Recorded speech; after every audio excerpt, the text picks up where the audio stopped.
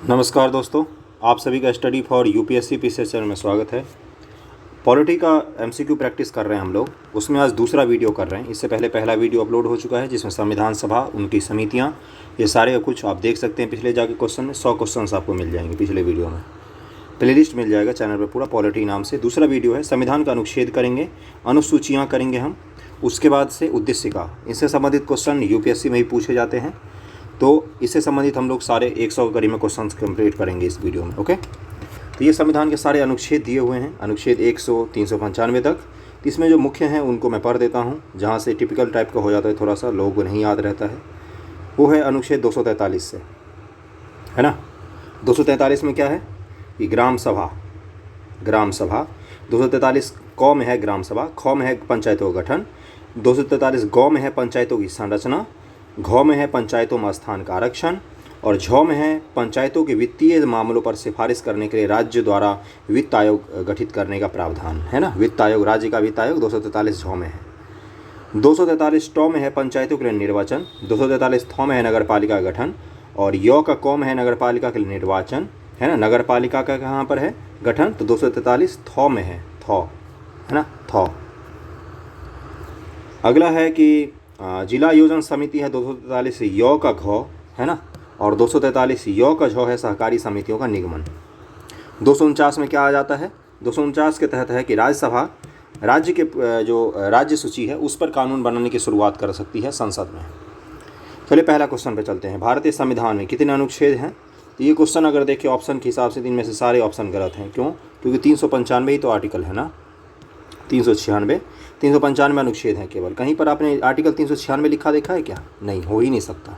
हाँ, इसके उपभागों को मिला दिया जाए तो 465 के करीब पहुंच गई है, तो 400 से अधिक अनुच्छेद हैं, है ना। सी हो जाएगा। भारतीय संविधान में आरंभ में कितने अनुच्छेद थे? तो 395 अनुच्छेद थे मूल संविधान में। हमारे मूल संविधान जो 1950 ईस्वी को 26 जनवरी को अपनाया गया, तो उनकी बात कर रहा हूँ मैं।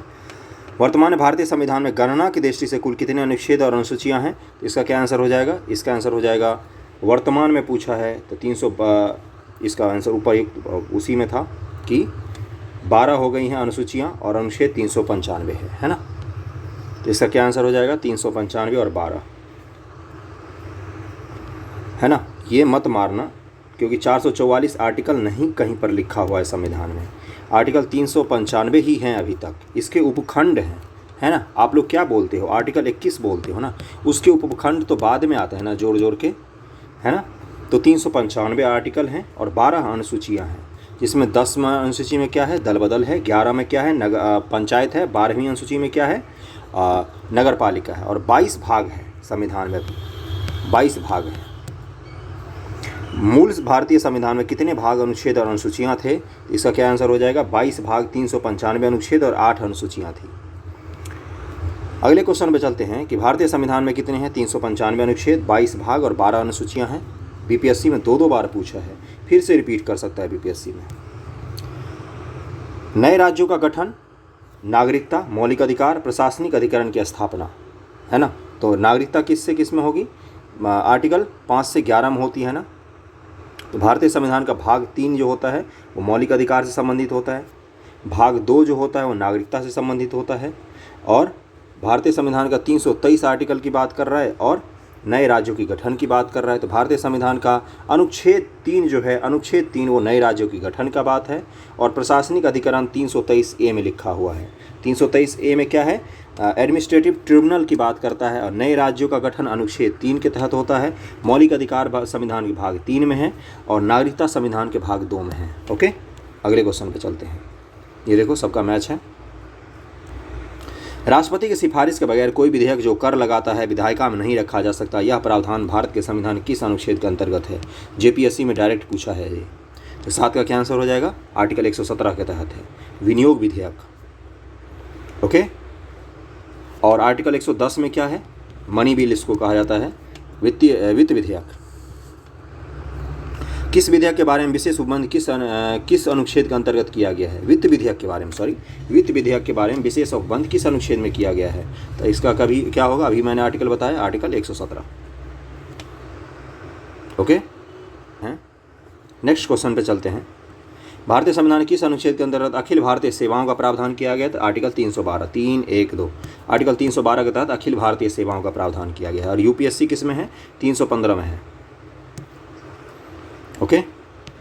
निम्नलिखित में कौन सी जोड़ी संस्था और संविधान के अनुच्छेद सुमेलित हैं? ये पूछा है आपसे। भारत का सर्वोच्च न्यायालय 318 बिल्कुल गलत। भारत का निर्वाचन आयोग 324 सही है। इसका आंसर बी ही हो जाएगा, 324 ही तो सही है। लोक सेवा आयोग अभी मैंने बोला कितना? 315। 10वां क्वेश्चन था ये, इसका एक्सप्लेनेशन पढ़ देता हूँ मैं। ये रहा 315 में क्या है? यूपीएससी है। और जबकि 332 में क्या है? 332 में राज्यों की विधानसभा में अनुसूचित जाति और जनजातियों के लिए आरक्षण का प्रावधान है। और महाधिवक्ता 162 में है। और अनुच्छेद 351 में हिंदी भाषा के लिए विकास की बात की गई है। तो राजभाषा की बात 350 और 351 आर्टिकल में है। निम्नलिखित में कौन सा एक सही सुमेलित नहीं है? ये पूछा है आपसे। 39 से समान न्याय एवं निःशुल्क विधिक अधिकार, अनुच्छेद 40 ग्राम पंचायतों का गठन, 44 समान नागरिक संहिता, अनुच्छेद 48 न्यायपालिका कार्यपालिका से पृथककरण। यही गलत है। आर्टिकल 50 में लिखा हुआ है न्यायपालिका का कार्यपालिका से पृथककरण, आर्टिकल 50 में। ओके। अगला है मैच करना। अनुच्छेद 124, अनुच्छेद 5, अनुच्छेद 352, 345 है ना। तो अनुच्छेद 5 किससे हो जाएगा? नागरिकता से संबंधित। 352 किससे होगा? 322 आकस्मिक प्रावधान जिसको आपातकाल कहा जाता है। 124 किससे होगा? संघीय न्यायालय सुप्रीम कोर्ट की बात कर रहा है।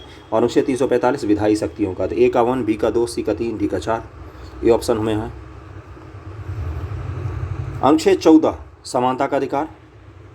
अनुच्छेद 36 नीति निषेधता तो शुरू हो जाता है 36 से कहाँ तक? 51 तक। रटा होना चाहिए सारा आपको। अगर आप यूपीएससी भी देने जा रहे हो तो कहीं से भी कुछ भी पूछ सकता है। यूपीपीसीएस वाले तो रट ही लो, क्योंकि उसमें 2 क्वेश्चन मिनिमम आर्टिकल से पूछता है। तो अनुच्छेद 2 हो गया। अनुच्छेद 14 हो गया समानता, अनुच्छेद 14 हो गया समानता। 36 हो गया डीपीएस। अनुच्छेद 14 हो गया मंत्रिपरिषद, प्रधानमंत्री की बात जो करता है। अनुच्छेद 368 क्या है? संशोधन की प्रक्रिया संविधान में। अगला है फिर कि सही उत्तर को चुनना है हमें मैच करके। क्या है? विधानतः नए राज्यों को शामिल करना, समता का अधिकार, गिरफ्तारी और निरोध संरक्षण, राष्ट्रपति को विधेयक को अनुमति देने का अधिकार। तो कौन कौन सा हो जाएगा इसका? तो मैच करते हैं। विधानतः नए राज्यों का गठन तो अनुच्छेद 2 होगा, ए का 2 हो जाएगा। समता का अधिकार 14 में लिखा हुआ, बी का 1 हो जाएगा। और गिरफ्तारी और निरोध से संरक्षण अनुच्छेद 22 है, निवारक निरोध संरक्षण है। राष्ट्रपति को विधेयक देने की अनुमति तो अनुच्छेद 111। तो इसका क्या हो जाएगा? ए का 2, बी का 1, सी का 4, डी का 3। बी आंसर हो जाएगा, बी आंसर दिया है। अगले क्वेश्चन पे चलते हैं। यही क्वेश्चन है 15 नंबर कि अनुच्छेद 54 भारत के राष्ट्रपति का निर्वाचन की बात की गई है। 75 प्रधानमंत्री और मंत्रिपरिषद की नियुक्ति की बात की गई है। अधीनस्थ अधिकारी, राष्ट्रपति में क्या कहा गया? अधीनस्थ अधिकारी। तो अधीनस्थ अधिकारी कौन है उनके लिए? प्रधानमंत्री का मंत्रिपरिषद। 75 प्रधानमंत्री। 155 में राज्य के राज्यपाल की नियुक्ति की बात की गई है। 155 164 में राज्य के मुख्यमंत्री और मंत्रिपरिषद की नियुक्ति की बात की गई है ना। ए का 1, बी का 2, सी का 3, डी का 4 हो जाएगा। अनुच्छेद 61 को मैच करना है, 67 को, 94 को और 90 को, है ना। और यहाँ पर क्या दिया है? अनुच्छेद 61 राष्ट्रपति का महाभियोग हो जाएगा। 67 क्या हो जाएगा? उपराष्ट्रपति को हटाने की प्रक्रिया दी गई है। 94 स्पीकर को हटाने की प्रक्रिया दी गई है। और 90 में राज्यसभा के उपसभापति को हटाने की प्रक्रिया दी गई है। ओके, इसको फिर से कर लेते हैं। अनुच्छेद 61 राष्ट्रपति पर महाभियोग, 67 के ख उपराष्ट्रपति को हटाना, 94 स्पीकर को हटाना और 90 राज्यसभा के उपसभापति को हटाना। अनुच्छेद 323 से 324, 330, 320 की बात कर रहा है। तो 323 ए में क्या हो जाएगा? प्रशासनिक अधिकरण। 324 में क्या हो जाएगा? निर्वाचन आयोग है 324 में। 330 में क्या होगा? लोकसभा के लिए अनुसूचित जाति और अनुसूचित जनजातियों का आरक्षण। और 320 में होगा लोक सेवा आयोग के कार्य। तो ए का 2, बी का 1, सी का 4 और डी का 3। सी आंसर हो जाएगा इसका। ओके, अगले क्वेश्चन पे चलते हैं। संवैधानिक संशोधन, वित्त आयोग, वित्तीय आपात, अखिल भारतीय सेवाएं। तो संवैधानिक संशोधन किसके तहत आता है? आर्टिकल 368। अखिल भारतीय सेवाएं किसके तहत आती है? आर्टिकल 312। वित्तीय आपात 360, वित्त आयोग 280 के तहत। चलते हैं नेक्स्ट क्वेश्चन पे चलते हैं। भारत का नियंत्रक महालेखा परीक्षक, वित्त आयोग, प्रशासनिक अधिकरण, संघ लोक सेवा आयोग। तो प्रशासनिक अधिकरण 323 में, संघ लोक सेवा आयोग 315 में, वित्त आयोग 280 अभी हमने किया। और कैग किस में आता है? कैग कंट्रोल ऑडिटर जनरल, तो 148 के तहत। ये आंसर हो जाएगा। अंतर्राज्य परिषद, वित्त आयोग, प्रशासनिक अधिकरण, यूपीपी से 2020 का क्वेश्चन है। प्रशासनिक अधिकरण और लोक सेवा आयोग 315। इसमें क्या दिया है एक्सप्लेनेशन? कि सुमेल इस प्रकार हैं। उत्तर प्रदेश लोकसभा आयोग ने इस प्रश्न का उत्तर विकल्प सी को माना, जो कि त्रुटिपूर्ण है और यह प्रश्न मूल्यांकन से बाहर है और सारे के सारे ही सही सुमेलित थे। समझ रहे हो ना, इसे पूछा है गलत, सारे सही सुमेलित हैं। अनुच्छेद 17 न्याय के समक्ष समानता, अनुच्छेद 78 संसद का गठन, 192 संसद सदस्यों के वेतन और भत्ते, 352 आपात स्थिति की घोषणा। कौन सा सुमेल सही है? डी आंसर हो जाएगा, बाकी सारे गलत हैं। 17 में क्या है? अस्पृश्यता का निवारण। 78 में क्या है? राष्ट्रपति की जानकारी देने के संबंध में प्रधानमंत्री की कर्तव्य। 192 में राज्य विधानमंडल के सदस्यों की निर्भरता से संबंधित प्रश्न है और 352 आपात स्थिति है। फिर से मैच करना है आपको 215, 222, 226, 227। ओके, तो इसको यहाँ पर मैच कर लेते हैं। 215 में क्या है? उच्च न्यायालय के न्यायाधीशों का अभिलेख न्यायालय होना, उच्च न्यायालय का अभिलेख न्यायालय होना। 222 है किसी न्यायाधीश का एक उच्च न्यायालय से दूसरे उच्च न्यायालय में अंतरण। 226 है विशेष रिट जारी करने की उच्च न्यायालय की शक्ति। रिट के जारी करने की उच्च न्यायालय की सभी 226 के तहत ही तो आती है शक्ति। उच्च न्यायालय जो रिट जारी करता है, और सुप्रीम कोर्ट आर्टिकल 32 के तहत। 227 क्या है? सभी न्यायालय को अधीक्षण की उच्च न्यायालय की शक्ति।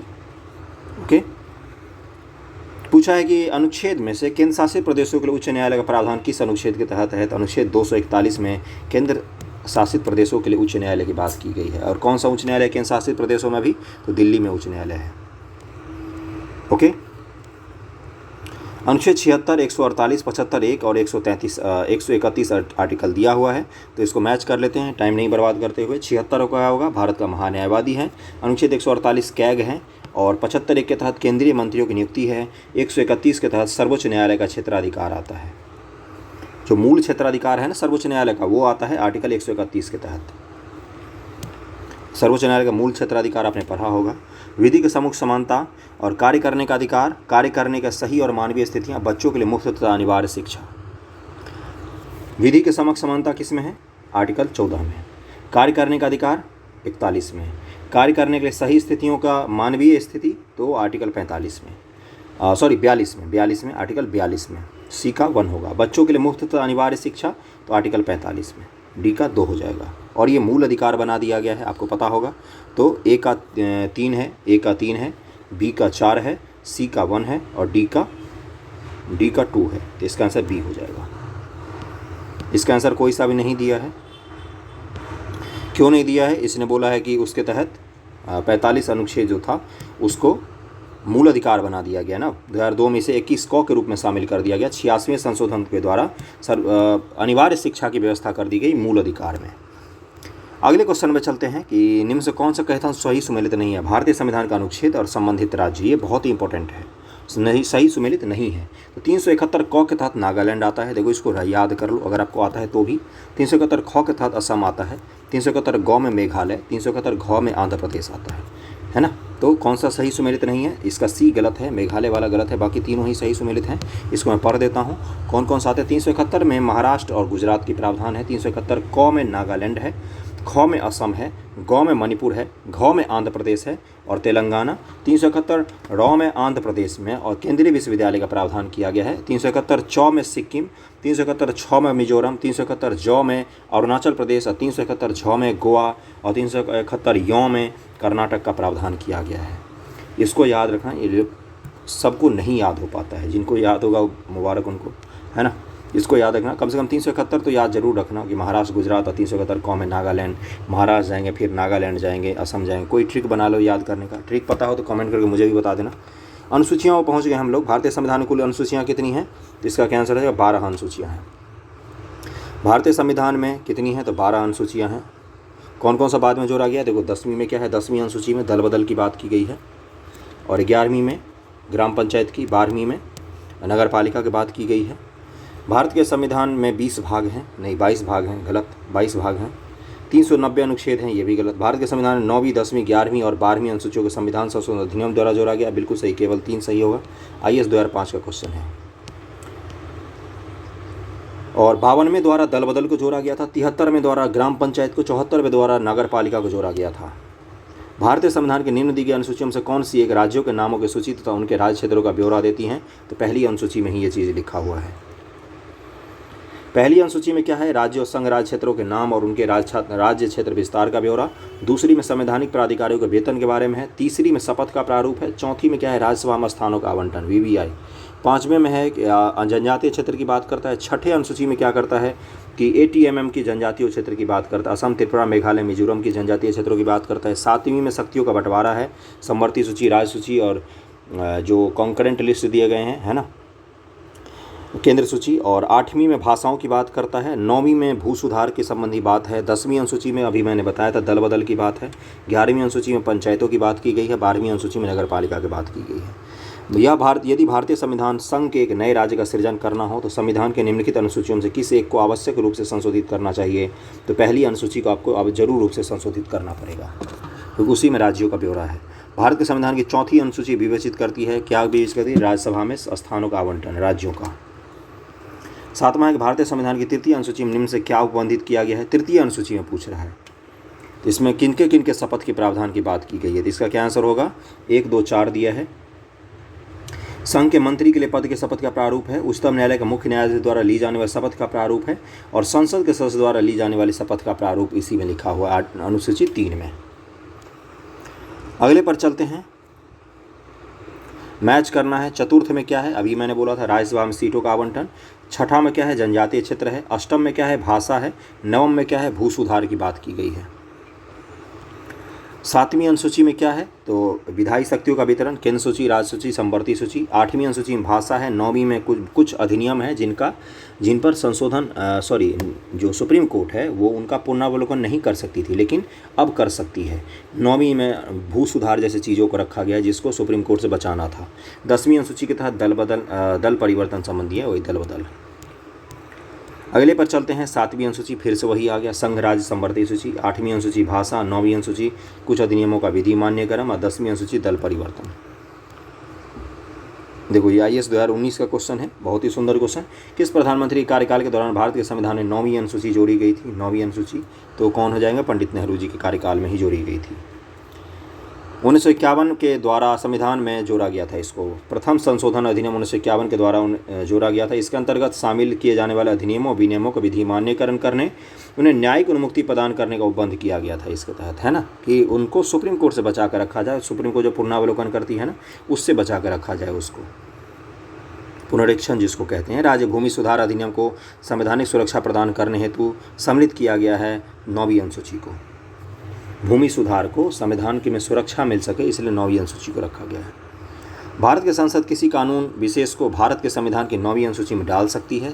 9वीं अनुसूची में डाले किसी कानून का वैधता का परीक्षण किसी न्यायालय द्वारा नहीं किया जा सकता। पहले अगर ये क्वेश्चन पूछता तो सही होता दूसरा स्टेटमेंट, लेकिन अब ये स्टेटमेंट गलत होगा, केवल ए सही होगा। 2018 UPSC ने पूछा इसको। और कौन सा वो केस है मैं बता देता हूँ, IR कोयल्हो बनाम तमिलनाडु राज्य। IR कोयल्हो बनाम तमिलनाडु राज्य में सुप्रीम कोर्ट ने फैसला दिया कि हम 9वीं अनुसूची का भी पुनरावलोकन कर सकते हैं। इस केस को भी याद रखना, 2007 में ये फैसला दिया था।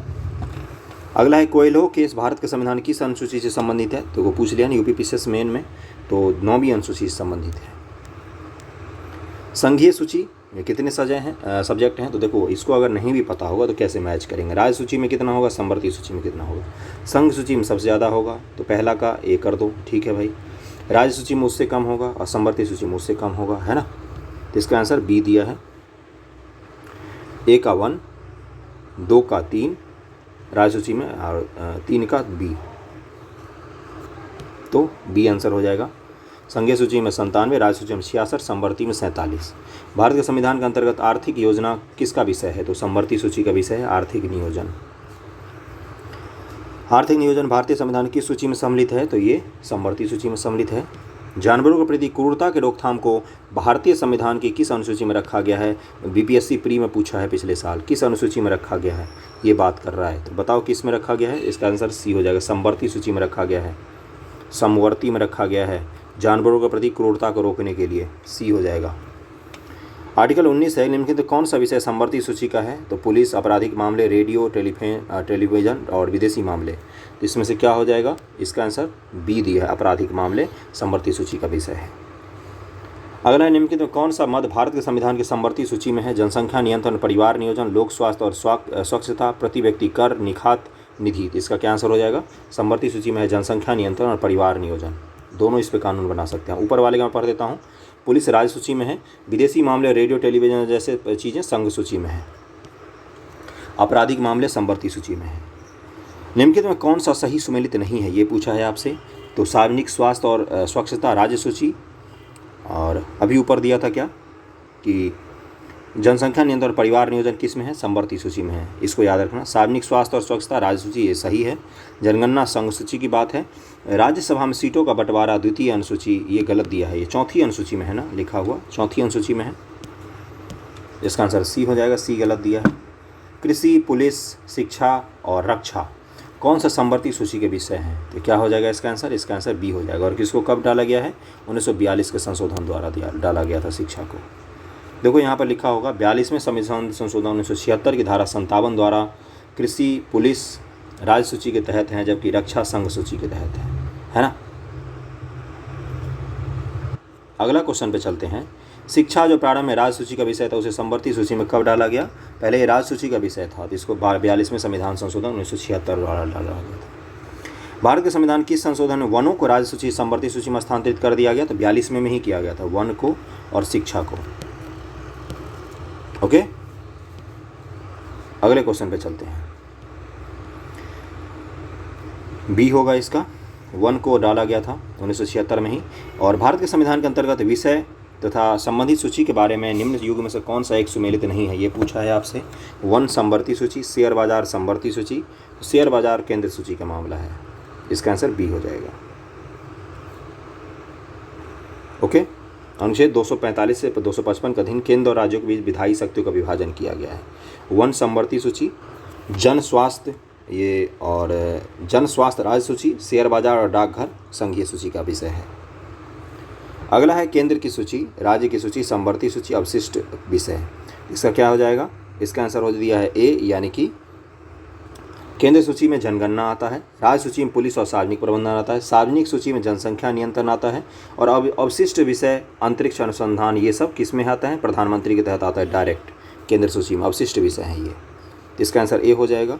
अगला है राज्य की नीति निश्चित तत्व, ग्रामीण और शहरी स्थानीय निकाय, पंचम अनुसूची, छठम अनुसूची, सप्तम अनुसूची, इन सब के बारे में पूछा है।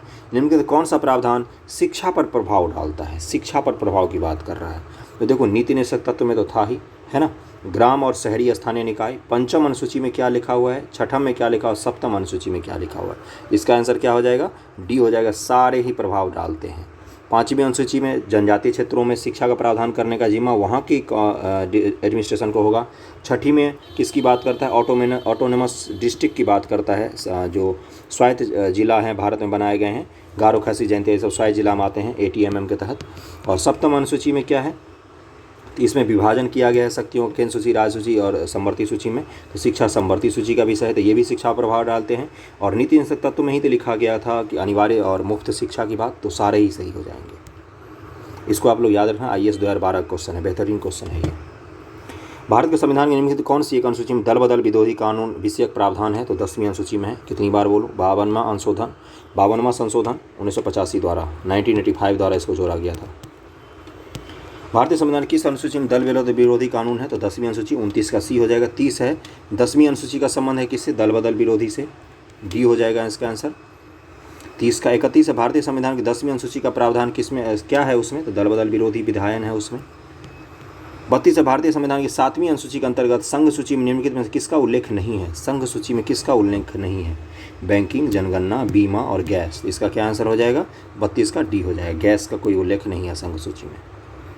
अगला क्वेश्चन है कि निम्नलिखित में कौन सा विषय भारतीय संविधान की संघ सूची संबंधित नहीं है? इसमें से क्या हो जाएगा? इसका आंसर हो जाएगा डी, कृषि है, राज्य सूची का विषय है। कृषि राज्य सूची का विषय है, बहुत ज़्यादा चर्चा में है कृषि विधेयक के बाद से, तो इसको याद कर लेना। भारतीय संविधान की 7वीं अनुसूची के अंतर्गत राज्य सूची में निम्न से किसका उल्लेख किया गया है? तो राज्य सूची के तहत रेलवे पुलिस है ना। ज्ञातव्य है कि रेलवे संघ सूची का, जबकि विद्युत के उपभोग और विक्रय का कर राज्य सूची शामिल है। शिक्षा, विद्युत और वन समवर्ती सूची में है, जबकि रेलवे पुलिस राज्य सूची का विषय है। इसको याद रखना। RPF निम्न से कौन राज्य सूची में है? तो इसका आंसर क्या हो जाएगा? रेलवे पुलिस राज्य सूची में है। ये लोग गलत कर देंगे अधिकांश लोग। पंचायती राज विषय निम्नलिखित में किस सूची में शामिल है? पंचायती राज की बात कर रहा है, तो इसका आंसर क्या हो जाएगा? बी हो जाएगा, राज्य सूची के तहत विषय है पंचायती राज। अगले क्वेश्चन पे चलते हैं। निम्नलिखित में कौन सा विषय भारतीय संविधान की 7वीं अनुसूची 3 समवर्ती सूची में शामिल है? इसका हो जाएगा ए, दंड प्रक्रिया समवर्ती सूची में शामिल है। विवाह विच्छेद गोद लेना संविधान के 7वीं सूची में निम्नलिखित के अंतर्गत सम्मिलित किया गया है। केंद्र सूची, राज्य सूची, समवर्ती सूची, डी। इसका क्या आंसर हो जाएगा? सी हो जाएगा, समवर्ती सूची में शामिल है विवाह विच्छेद और गोद लेना। सरकारों द्वारा शुल्क एवं कर लगाने का अधिकार संविधान की किस अनुसूची में शामिल है? तो इसका क्या आंसर हो जाएगा? बी, 7वीं अनुसूची में शामिल है। ये पूछा है इनमें से। 40 नंबर क्वेश्चन है कि भूमि सुधार डैश के विषयों के अंतर्गत है? तो सी, राज्य सूची का विषय है भूमि सुधार, याद रखना है इसको। 41 है, भारत के संविधान किस अनुच्छेद के अनुसूची के अधीन जनजातीय भूमि का खनन के लिए निजी पक्षकारों का अंतरण अकृत और शून्य घोषित किया जा सकता है? किस अनुसूची के तहत अधीन है ये प्रावधान? 41 से क्या आंसर हो जाएगा? 41 का आंसर दिया है बी, यानी कि 5वीं अनुसूची। ओके, भारत के संविधान की किस अनुसूची के अधीन जनजातीय भूमि का खनन के लिए निजी पक्षकारों को अंतरण आकृत और शून्य घोषित, मतलब निजी पक्षकारों को जनजातियों का भूमि नहीं दिया जा सकता, ये किस अनुसूची में लिखा हुआ है? तो ये 5वीं अनुसूची में लिखा हुआ है। 42 है कि भारत के संविधान की किस अनुसूची में विभिन्न राज्यों में अनुसूचित क्षेत्रों का प्रशासन नियंत्रण के लिए विशेष उपबंध है? तो बी हो जाएगा 5वीं अनुसूची में। IAS प्री 2008 का क्वेश्चन है, बार बार रिपीट किया है IAS ने भी इसको। भारत के संविधान देखो 15 में आ गया ना, संविधान में 5वीं अनुसूची और 6ठी अनुसूची को उपबंध निम्नलिखित किस लिए किए गए हैं? तो ये जब भी आए तो जनजातियों से संबंधित है। 44 है कि संविधान की अनुसूची 6 इनमें से किस राज्य में लागू नहीं होती है? तो डी, मणिपुर में लागू नहीं होती। असम, त्रिपुरा, मेघालय, मिजोरम है, ATMM। असम, त्रिपुरा, मेघालय, मिजोरम। असम, त्रिपुरा, मेघालय, मिजोरम। भारतीय संविधान की 6ठी अनुसूची इनमें किन राज्यों के जनजातीय क्षेत्रों का प्रशासन से संबंधित है? तो 6ठी अनुसूची किसका हो जाएगा? मेघालय, त्रिपुरा, मिजोरम नहीं, इसका हो जाएगा बी, असम, त्रिपुरा, मेघालय, मिजोरम। इसमें असम का नाम नहीं लिखा हुआ, बाकी तीनों हैं। भारतीय संविधान की 6ठी अनुसूची के प्रावधान निम्नलिखित में किस राज्य में लागू होते हैं? तो त्रिपुरा में लागू होते हैं इनमें से। संविधान की 11वीं अनुसूची इनमें किससे संबंधित है? तो 11वीं है पंचायती राज से संबंधित। भारत के संविधान की 11वीं अनुसूची कितने विषय हैं? तो इसका आंसर सी हो जाएगा, 29 विषय हैं। उद्देशिका है अगला टॉपिक, इसका पहला क्वेश्चन करते हैं। हम भारत के लोग भारत को एक संपूर्ण प्रभुत्व संपन्न समाजवादी, ये पूरा लिखा हुआ है। तो यहाँ पर डैश डैश को एक एतद द्वारा संविधान को अंगीकृत किया था। तो 26 नवंबर 1949 को हमने संविधान को अंगीकृत किया था। लागू कब से हुआ था? तो 26 जनवरी 1950 से लागू हुआ था। इनसे संबंधित हम 100 क्वेश्चन प्रैक्टिस कर चुके हैं पिछले वीडियो में, उसको जाकर जरूर देख लेना, वीडियो जरूर जाकर देख लेना, लिंक मिल जाएगा आपको डिस्क्रिप्शन में, या पूरा का पूरा प्लेलिस्ट मिल जाएगा। वीडियो कैसा लग रहा है लाइक करके ज़रूर बताना। अगले टॉपिक पर चलते हैं, इसी पर अगले क्वेश्चन पर। और किसी को मॉडर्न हिस्ट्री का क्वेश्चन करना हो प्रैक्टिस एग्जाम से पहले, तो पूरा मॉडर्न हिस्ट्री में कंप्लीट करवा चुका हूँ, 100 150 करके हज़ारों क्वेश्चन हैं उसमें, आप जाके कर सकते हैं। भारतीय संविधान के 26/1/1950 को सही संवैधानिक वस्तुस्थिति क्या थी जब संविधान लागू किया गया? भारतीय गणतंत्र की 26 जनवरी 1950 को क्या स्थिति थी हमारी, ये पूछा है आपसे। इसका आंसर क्या हो जाएगा? हम संपूर्ण प्रभु संपन्न और लोकतंत्रात्मक गणराज्य बन गए थे उस दिन। ओके, सी आंसर हो जाएगा। UPPCS का क्वेश्चन है ये। और देखो बाकी सब में क्या लिखा हुआ है, धर्मनिरपेक्ष समाजवादी, ये सब गंदे गंदे चीज़ें हैं लिखी हुई, ये इनको देख ऑप्शन छांटना होता है ना। और ये देखो इसमें भी धर्मनिरपेक्ष, ये सब कब आया है? 1942 ईस्वी में आया भाई। पंथ निरपेक्ष की बात की गई, समाजवादी की, और इसकी क्या बोलते हैं, अखंडता की। समाजवादी, पंथ निरपेक्ष और अखंडता 42वें संविधान संशोधन 1946 द्वारा जोड़ा गया है। भारत के संविधान निर्माताओं का मत निम्नलिखित में से किस में प्रतिबिंबित होता है? तो उद्देशिका में। UPSC का 2017 क्वेश्चन है। भारत के संविधान के प्रस्तावना में कितने प्रकार के न्याय, स्वतंत्रता, समानता, भ्रातृत्व की बात की गई है? तो न्याय 3 प्रकार का है, स्वतंत्रता 5 प्रकार की, भ्रातृत्व 2 प्रकार, समानता 2 प्रकार का, भ्रातृत्व 1 प्रकार का। ओके, अगले क्वेश्चन में चलते हैं। अगर पढ़ना हो तो पढ़ लेना, उद्देशिका बैठ के देखना उसमें कितने प्रकार के समानता और वो बंधुत्व दिए हुए हैं।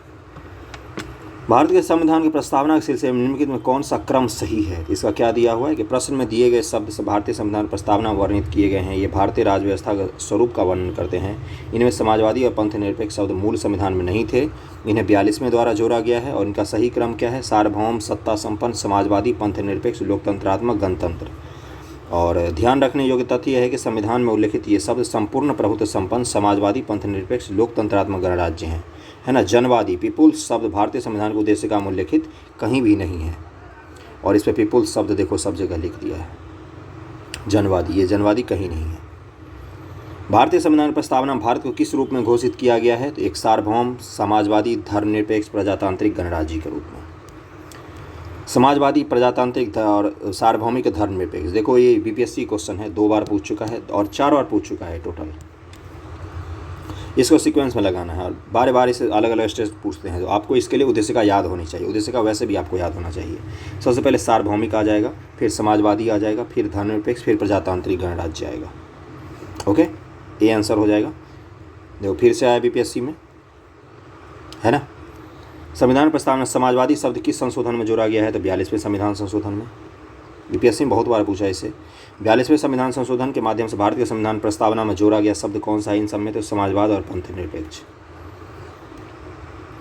भारतीय संविधान में प्रस्तावना में धर्मनिरपेक्ष और समाजवादी शब्द जोड़ा गया 42वें संविधान संशोधन द्वारा।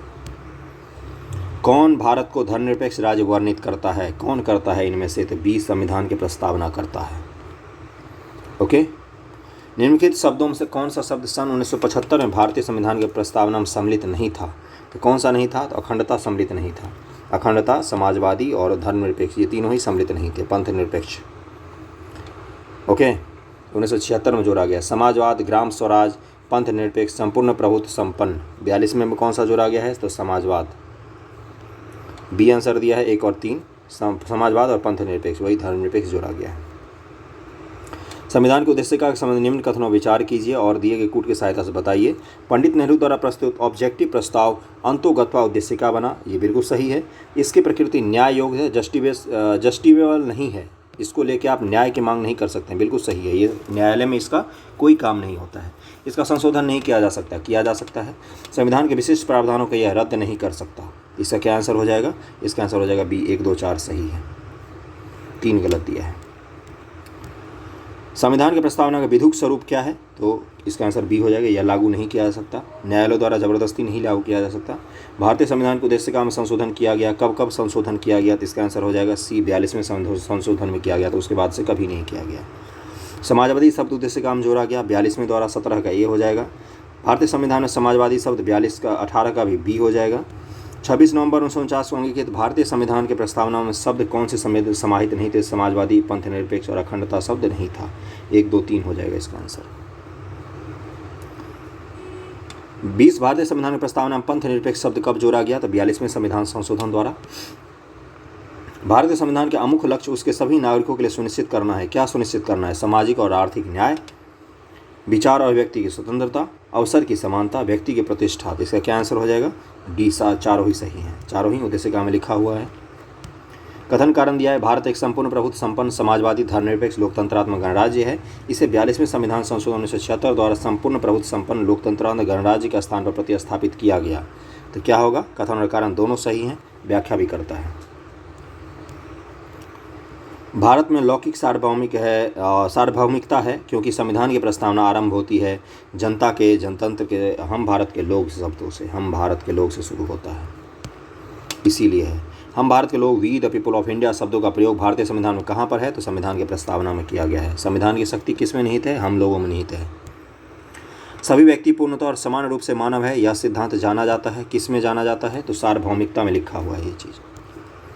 भारत के संदर्भ में से कौन धर्मनिरपेक्ष शब्द का सही भाव व्यक्त करता है? भारत में अनेक धर्म हैं, भारतीयों को धार्मिक स्वतंत्रता प्राप्त है। धर्मनिरपेक्ष का मतलब क्या होगा ये पूछा है आपसे। धर्म अनुपालन व्यक्ति की इच्छा पर निर्भर है। भारत में राज्य का कोई धर्म नहीं है, इसी का मतलब होता है धर्मनिरपेक्ष।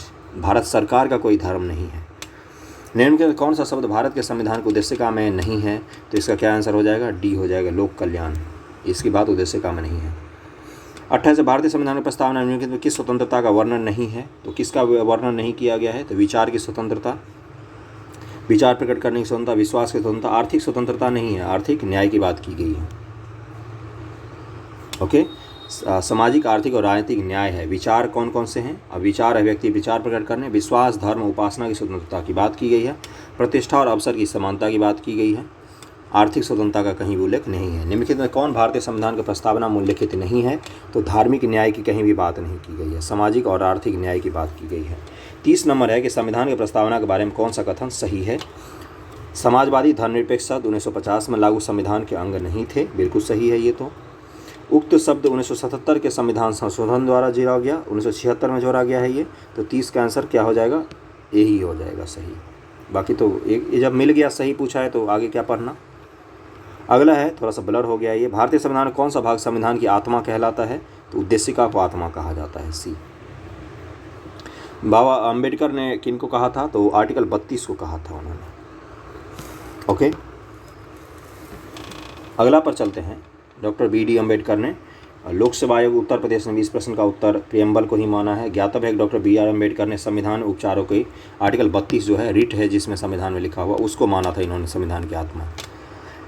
निम्नलिखित में किसने भारतीय संविधान की प्रस्तावना को हमारे संप्रभु प्रजातांत्रिक गणतंत्री जन्म कुंडली कहा है? तो के.एम. मुंशी जी ने कहा है। छत्तीसगढ़ पीसीएस का क्वेश्चन है, संविधान को एक पवित्र दस्तावेज किसने कहा था? तो इसका आंसर ए हो जाएगा, बी.आर. अम्बेडकर जी ने कहा था। किस समिति के अध्यक्ष थे बी.आर. अम्बेडकर जी? जरा बताना मुझे कमेंट करके। अगला है कि 29 अगस्त 1947 को अपने सभा में भाषण के दौरान उन्होंने कहा था कि 34 है, किस वाद के फैसले में, मैं नहीं पढ़ा जाऊँ मैं पढ़ रहा हूँ, किस वाद के फैसले में सर्वोच्च न्यायालय ने सर्वप्रथम घोषित किया कि उद्देशिका संविधान का हिस्सा नहीं है? तो ये किसने घोषित किया था? तो बेरूबारी संघ बनाम भारत राज्य, बेरूबारी यूनियन 1960 में सर्वोच्च न्यायालय ने सर्वप्रथम घोषित किया कि उद्देशिका संविधान का अंग नहीं है।